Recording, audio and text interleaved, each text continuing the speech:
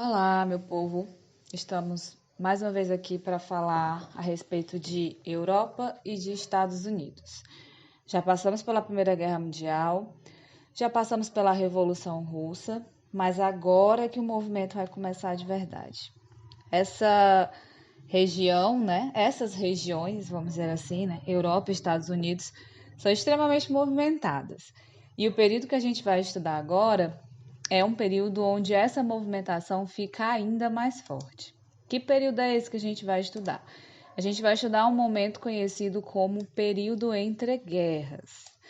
Quem assiste Peaky Blinders deve lembrar muito bem desse período. A gente chama de entre guerras justamente porque ele fica entre as duas grandes guerras, as duas guerras mundiais. É um período de 20 anos que vai de 1919, depois da Primeira Guerra Mundial, até 1939, antes da Segunda Guerra Mundial estourar. E esses 20 anos, eles valeram por 200, se nós formos levar em consideração a quantidade de acontecimentos históricos, acontecimentos importantes e decisivos na Europa, nos Estados Unidos e que repercute, obviamente, no restante do mundo. Quem quiser acompanhar pelo livro é o capítulo 3, que tem como título Abalo Capitalista e Regimes Totalitários. Por quê, né? Vamos entender. Quando a gente fala de abalo capitalista, a gente está falando principalmente da crise que aconteceu nos Estados Unidos no ano de 1929. Essa crise começa nos Estados Unidos e vai vir como um efeito dominó, repercutindo por todo o mundo. Nós vamos entender os motivos que levaram a ela, os acontecimentos e as consequências. E também os regimes totalitários famosos que governaram Europa e até Brasil também nesse período. E que tem uma ligação direta também com a crise de 1929. Para começar, né, a gente vai começar com essas duas perguntas. Existe relação entre esses acontecimentos, a crise de 1929 nos Estados Unidos e os regimes totalitários, como, por exemplo, nazismo e fascismo? Eu até já dei um spoiler, né? Eu já disse que existe. Existe sim. Que tipo de relação é essa? A gente vai tentar descobrir aqui ao longo da explicação. Que repercussão esses eventos tiveram para o cenário mundial? Que consequências, que resultados esses eventos tiveram? Tanto a crise de 29, quanto a ascensão do nazismo, do fascismo e de outros regimes totalitários também. Vamos tentar responder essas duas perguntas aqui. Vamos começar pela crise de 1929, também conhecida como a Grande Depressão.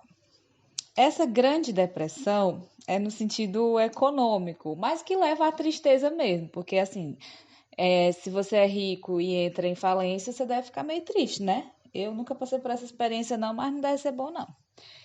E essa crise de 1929, ela acontece, o ápice dela é em 1929, mas ela vem de um contexto grande. Ela vem de um contexto diretamente ligado a esse período do pós-Primeira Guerra Mundial. Para se chegar no ápice da crise em 1929, algumas coisas já vinham dando errado há um tempo, né? Vamos começar lá, vamos voltar um pouquinho no tempo e entender o caminho que levou até essa crise. Tudo começa depois da Primeira Guerra Mundial, quando de todos os países que saíram, seja vencedor, seja perdedor, enfim, terminada a guerra, os Estados Unidos são a mais poderosa potência econômica do mundo, né? A economia mais poderosa do mundo, consequentemente, o país que mais influencia na política mundial também, enfim, já são uma parte do que é os Estados Unidos hoje. Já são muito importantes. Em 1920, os Estados Unidos era responsável por quase 50% de toda a produção industrial do planeta.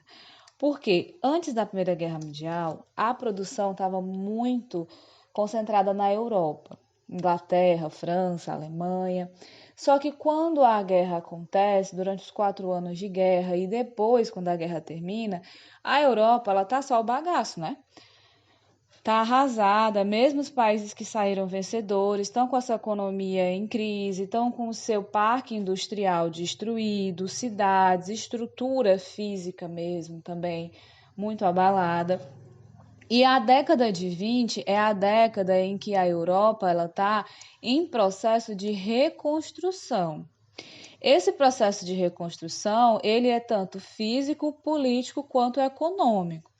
Então, durante esse período aí de reconstrução, a própria Europa, os países europeus, também eram dependentes diretamente da economia dos Estados Unidos, seja através de empréstimos que os europeus pegavam com bancos norte-americanos, seja através da compra dos produtos produzidos nos Estados Unidos ou dos alimentos produzidos nos Estados Unidos, seja através do apoio do governo norte-americano aos europeus.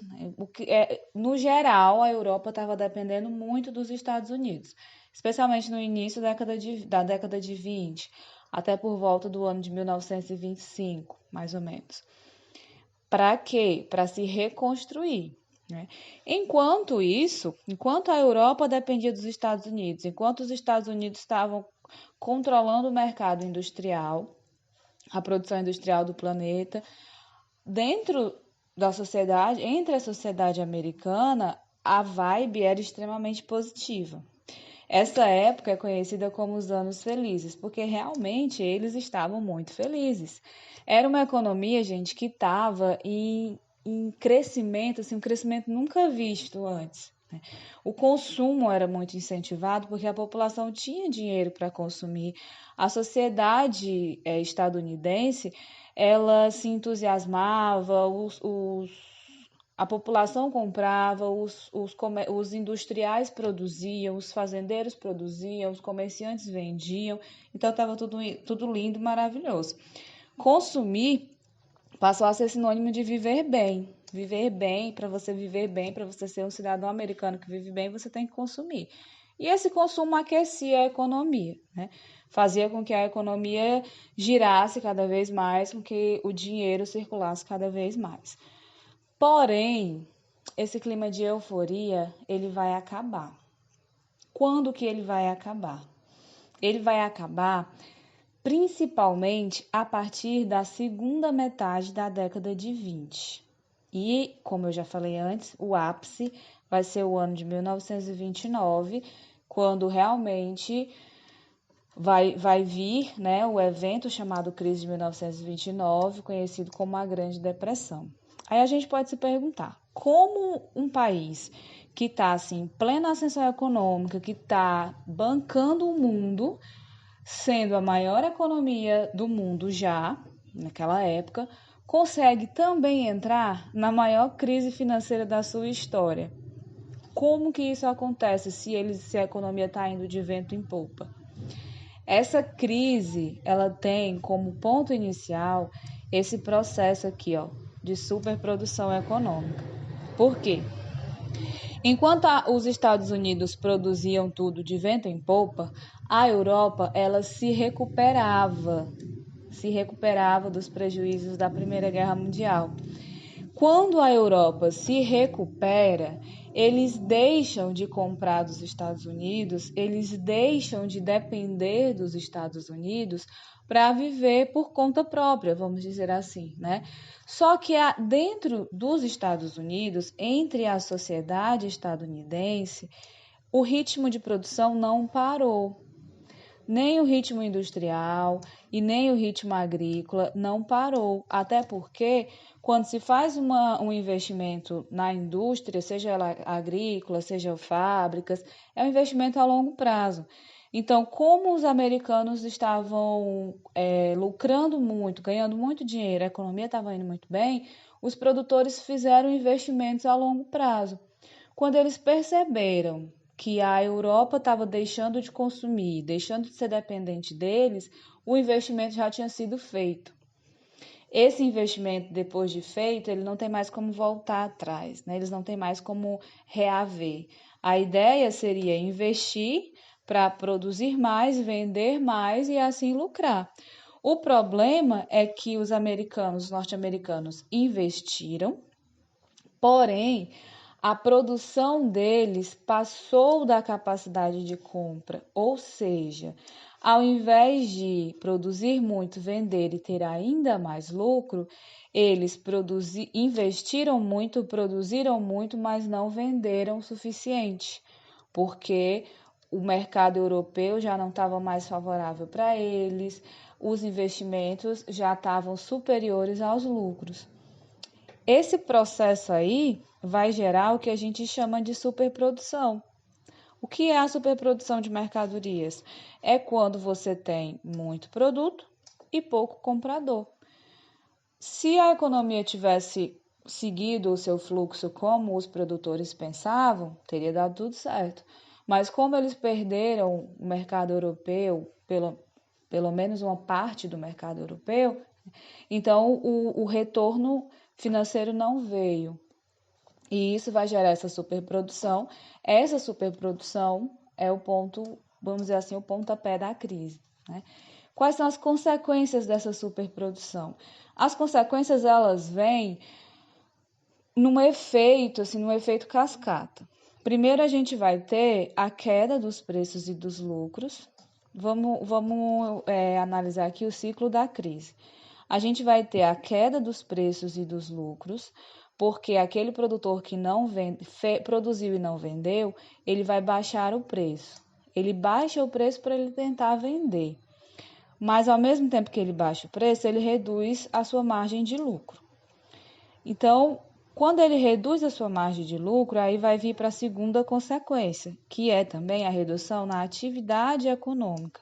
Ou seja, lucrando menos, ele produz menos também. Ele vai produzir menos porque já não tem tanto mercado consumidor.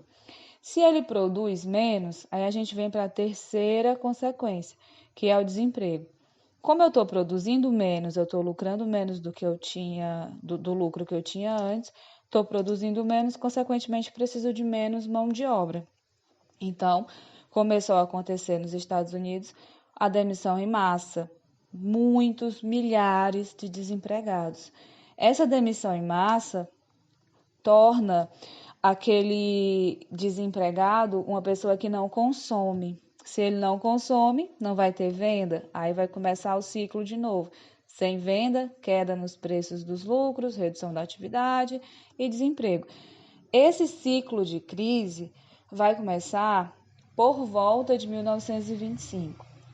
A economia dos Estados Unidos vai começar esse processo de crise aí por conta da superprodução, né? Essa crise vai levar à venda cada vez maior de ações das empresas, porque aquelas empresas que não estão lucrando, elas passam a se desvalorizar. Então, quem tem ações daquela empresa quer se livrar o quanto antes.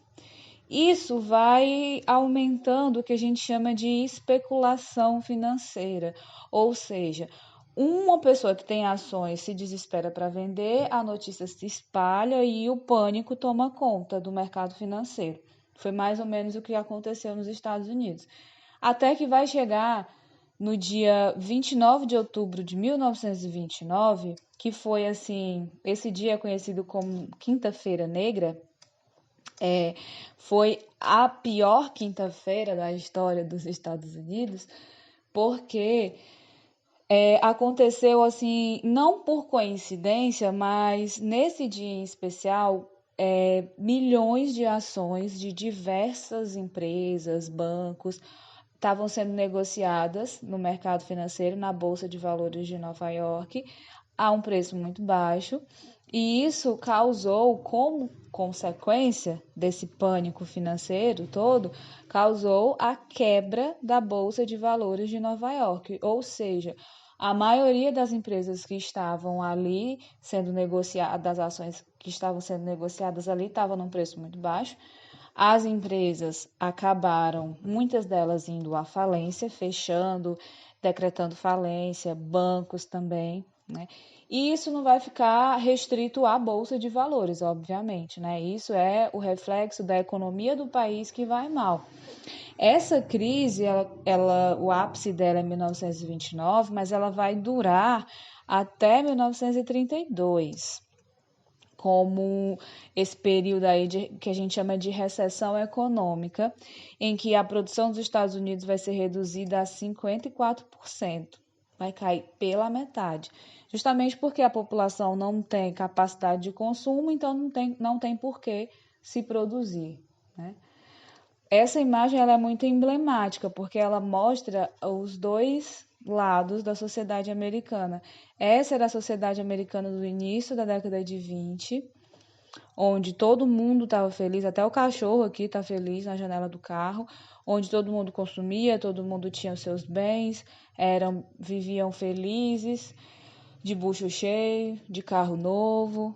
E aqui é a população norte-americana do final da década de 20, depois da quebra da Bolsa de 1929, milhares de americanos na rua, na fila, para receber comida. Essa, vamos dizer assim, é o antes e o depois da crise de 1929. Aí a pergunta é, como sair dessa crise? Né? Como sair do buraco? O que os Estados Unidos, o que os norte-americanos fizeram para sair do buraco? Em meio à crise, os americanos vão eleger um novo presidente, corajoso, né? Porque você disputar as eleições para assumir um país que está quebrado, não é para qualquer um. Mas eles elegeram. Franklin Delano Roosevelt foi eleito como presidente dos Estados Unidos no olho do furacão, na confusão aí da crise depois de 1929. Ao assumir o governo, a primeira medida, obviamente, seria tentar resolver a crise. O que o Roosevelt fez? Ele adotou o que a gente chama de conjunto de medidas, um plano de governo, né, para tentar superar a crise. Ele, juntamente com a sua equipe de governo, batizou esse plano de New Deal, ou Novo Acordo, traduzindo aqui para o nosso português. O que basicamente foi decidido através desse New Deal, desse plano de governo do Roosevelt para resolver a crise nos Estados Unidos. A ideia básica era equilibrar as ações entre o liberalismo econômico e a intervenção estatal. Os Estados Unidos, antes da crise, eram extremamente liberalistas e estava dando certo. Enquanto a economia estava bem, estava dando certo, o Estado, o governo governava, administrava, mas não se envolvia diretamente na economia. Quando os Estados Unidos entram em crise, então o presidente Roosevelt, depois de eleito, percebe que, para tentar sair da crise, a única maneira a única atitude que ele poderia tomar seria assumir as rédeas da economia. Em nenhum momento ele torna a economia norte-americana estatal. Não, mas ele vai tomar as rédeas da economia norte-americana. O que isso significa? Vai existir um equilíbrio, né, como eu disse, entre a liberdade de investimento, que a propriedade privada permitia, a iniciativa privada, os bancos, os industriais, os grandes fazendeiros, eles ainda tinham essa liberdade de investimento, porém, no geral, a economia era observada e controlada, né, vamos dizer assim, pelo governo. Tinha uma liberdade até certo ponto para não alimentar mais ainda a crise. Seria mais ou menos isso. Que medidas na prática foram adotadas pelo Roosevelt? Por exemplo, controle de preços dos produtos agrícolas e industriais. Poderia-se continuar produzindo, mas com controle de preços. Concessão de empréstimos aos fazendeiros, isso aqui é muito importante, porque com o empréstimo ele poderia voltar a produzir e aí voltar a vender e lucrar novamente. Realização de diversas obras públicas também foi importante, né? Porque essas obras públicas iriam empregar aquelas pessoas que perderam seus trabalhos. Essas pessoas voltariam a ter salário, tendo salário, voltariam a consumir. Além das obras públicas para dar emprego a quem tinha perdido seu trabalho, o governo também criou um salário-desemprego. Esse salário-desemprego, ele seria dado, né, seria pago àqueles trabalhadores que estavam desempregados, até o momento que eles arranjassem um novo trabalho. Entre outras medidas, ou seja, né, como eu disse, o Roosevelt toma as rédeas do governo, da economia, para equilibrar, voltar, fazer com que a economia dos Estados Unidos volte ao eixo e volte a caminhar novamente. E foi o que aconteceu, né? O New Deal, ele não alcançou tudo o que queria, também era querer demais, né? Todo o sucesso esperado não foi alcançado, claro. Mas ele conseguiu controlar novamente a crise econômica que os Estados Unidos estavam. Vamos dizer que o Roosevelt conseguiu tirar os Estados Unidos do fundo do poço, conseguiu controlar a violência, que foi algo, violência social mesmo, violência do dia a dia dos americanos, foi algo que veio como consequência dessa crise financeira, também foi controlada pelo Roosevelt. Não passou a ser o país das maravilhas, mas ficou melhor. E a partir de 1935, a economia dos Estados Unidos volta a se fortalecer aos poucos e as consequências vão sendo superadas. Quando a gente chegar em 1939, que é o final do período que a gente conhece como entreguerras, a economia dos Estados Unidos já está recuperada, eles já estão voltando a todo vapor de novo e já é uma potência mundial. Então, passam por um período de crise muito sério, mas também tem esse processo de recuperação que se deve muito à ação do governo Roosevelt e ao plano de governo chamado de New Deal. E no cenário internacional, né? Tudo que acontece nos Estados Unidos repercute no restante do mundo, especialmente do mundo capitalista. Até porque os Estados Unidos já eram o centro do mundo capitalista, né? Então, obviamente que tudo que acontecia lá repercutia no restante do planeta. E foi o que aconteceu. A crise começa nos Estados Unidos, mas ela vem como efeito dominó, repercutindo por todas as partes do planeta, todos os países do mundo capitalista.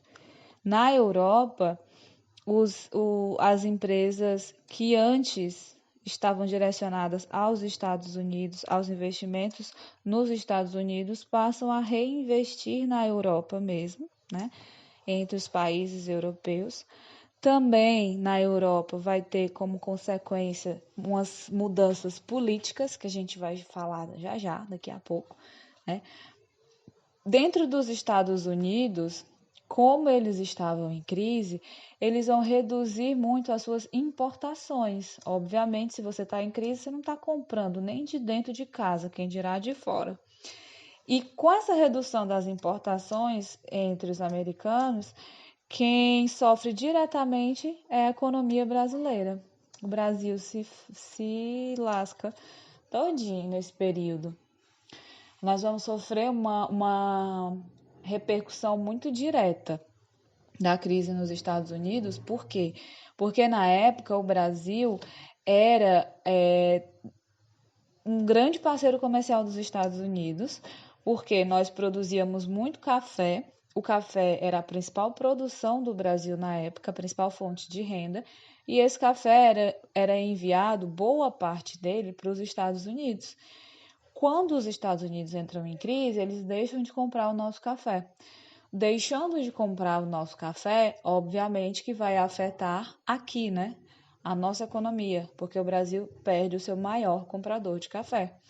Isso vai repercutir muito, gente, na nossa economia, especialmente entre os famosos barões do café, que eram os fazendeiros do Rio e de São Paulo, que produziam café, e também vai repercutir muito na nossa política.